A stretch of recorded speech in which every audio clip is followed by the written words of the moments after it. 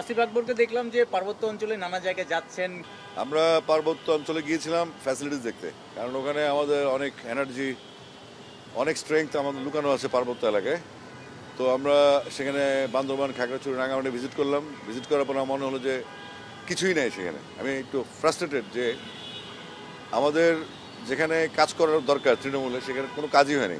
In fact বিসিবির কেউ কখনো ওই এলাকায় যায়নি। তো আমি যাওয়ার পরে দেখলাম যে আমাদের যে এজ গ্রুপের খেলা বা টুর্নামেন্টগুলো হওয়া, সেগুলোর কোনো ম্যানেজমেন্টই নেই। ভালো টার্ফ নেই, ভালো উইকেট নেই, প্র্যাকটিস ফ্যাসিলিটিস নেই, গ্রাউন্ড ফ্যাসিলিটিস নেই, ম্যানেজমেন্ট নেই, টুর্নামেন্ট নেই, কিছুই নেই। তো আমরা সেগুলা তদন্ত করলাম, চেক করলাম, এবং সেগুলোর জন্য আমরা ব্যবস্থা গ্রহণের জন্য আবার আমি উত্তরবঙ্গ সফরে যাচ্ছি। পঞ্চগড় থেকে শুরু হবে, এটা 18 তারিখ থেকে।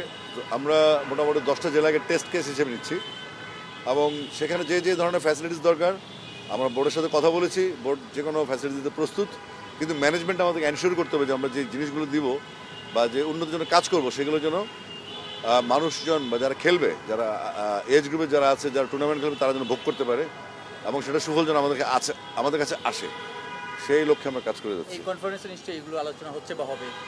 বিভিন্ন গ্রুপ নিয়ে আলোচনা হচ্ছে এখানে, বিভিন্ন এজেন্ডা নিয়ে। তো আমাদের এজেন্ডা আগামীকাল সকালে, যেটা হচ্ছে আমরা এজ গ্রুপ নিয়ে আমি আর হাইউল সুমন কথা বলবো। আমাদের কালকে সকাল 10:30টায় আমরা আমাদের প্রেজেন্টেশন দিব।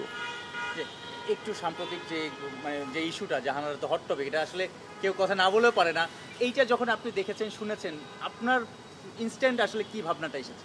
দেখেন, অপরাধ প্রমাণিত হওয়ার আগে কাউকে অপরাধী বলা একটা অপরাধ। তো বিসিবি 15 দিন সময় নিয়েছে, একটা তদন্ত কমিটি করেছে। আমাদের অপেক্ষা করা উচিত 15 দিন পরে যদি উল্টাপাল্টা কিছু হয়, ডেফিনেটলি আমরাই ফেস করবো। শুধু তো ক্রীড়াঙ্গন না, আপনিও সঙ্গীতের সাথে আছেন। সব ইন্ডাস্ট্রিতেই তো নারীদের সেই সুরক্ষা, সেফটি অ্যান্ড সিকিউরিটি সব কিছু মিলে এই জিনিসটা সবারই তো আসলে সেরকম হওয়া উচিত।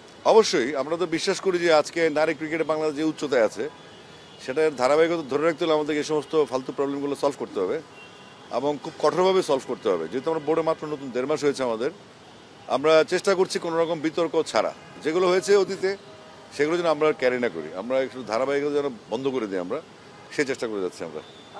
একটু বিপিএল নিয়ে বলতে চাচ্ছি, বিপিএল কি নতুন করে দল সংখ্যা বাড়ার কোনো সম্ভাবনা আছে? আমি আসলে বিপিএল সাথে সম্পৃক্ত না, যতটুকু জানি যে 5টা দল খেলছে এখন পর্যন্ত। আর আপাতত কোনো সম্ভাবনা আমি দেখছি না। আমি গতকালকে আলাপ করেছি এই বিষয় নিয়ে, বিপিএল নিয়ে। আপাতত 5টা দলের চূড়ান্ত তাদেরকে নিয়ে খেলা হবে। Thank you. Thank you.